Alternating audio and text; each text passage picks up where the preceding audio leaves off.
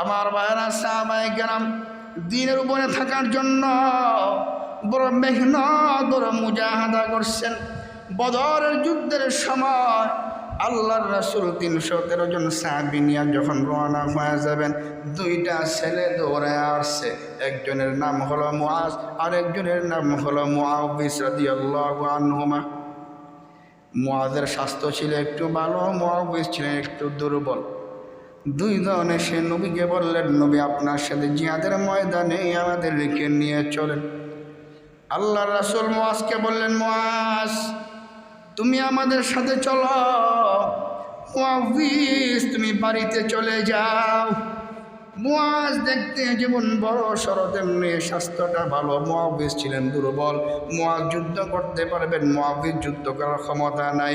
এমনি সময় মুআউযিস বলে, হুজুর মুআজকে নিয়ে যাবেন, আমাকে কেন নেবেন না? কারণটা কি গো নবী? আল্লাহ নবী বলেন, মুআউযিস তুমি একটু দুর্বল, তুমি যুদ্ধ করতে পারবা না, যুদ্ধ করার সমবয়স তোমার হয় নাই, তুমি বাড়িতে চলে যাও। মুআউযিস ডাক দিয়া, হুজুর আমাদের দুইজনকে লাগায়া দেন, একটু পরীক্ষা দেখায়া দে আমার শক্তি আছে না নাই। মুআজ আর মুআউযিস দুই ভাইকে লাগায়া দেওয়া হলো। দুইজন কুস্তি শুরু করে দিলেন। স্বাভাবিকভাবেই তো দেখা যায় মুআজের সাথে মুআউযিস পারবে না, যেমন দেখতেও শক্তিশালী, স্বাস্থ্য ভালো। প্রথমবার দুই ভাই টেকনিক করলেন, প্রথমবার আমি তোমাকে হারায়া দিব না। প্রথমবার মুআজ মুআউযিসের বুকের উপরে উঠে গেলেন। দ্বিতীয়বার মুআজকে নিচে ফালাইয়া মুআজের বুকের উপরে মুআউযিস উঠে গেছে।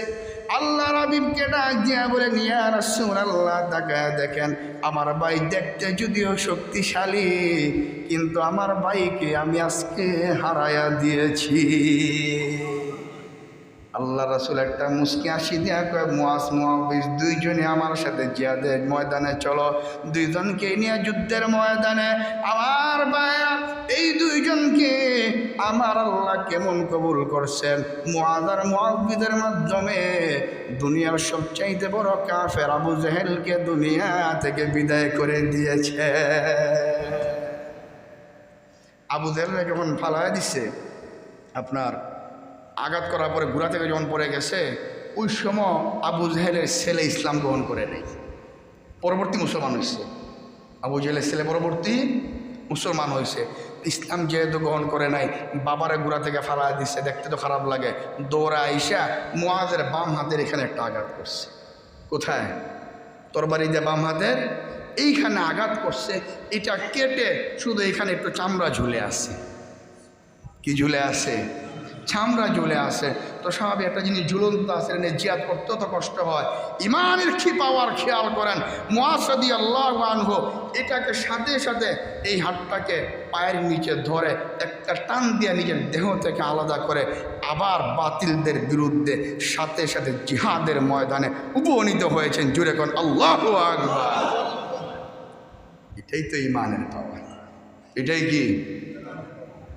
যুদ্ধের ময়দানে গেছেন, অস্ত্রের দ্বারা আঘাতপ্রাপ্ত হয়েছেন, হাত ঝুলতেছে, জিহাদের ময়দান থেকে চলে যাবে না। না, আমার হাত না থাকুক, কিন্তু জিহাদের ময়দান থেকে যাওয়া যাবে না। নিজের দেহ থেকে হাতটাকে আলাদা করে আবার বাতিলদের বিরুদ্ধে মোকাবেলা শুরু করছেন। আল্লাহু আকবার। এটাই হলো সাহাবীদের ঈমান আর সাহাবীদের জজবা। আসহাবী কান নুজুম। এই জন্যই তো রাসূল বললেন, আমার সমস্ত সাহাবীরা হলেন এক একটা তারকার মতো।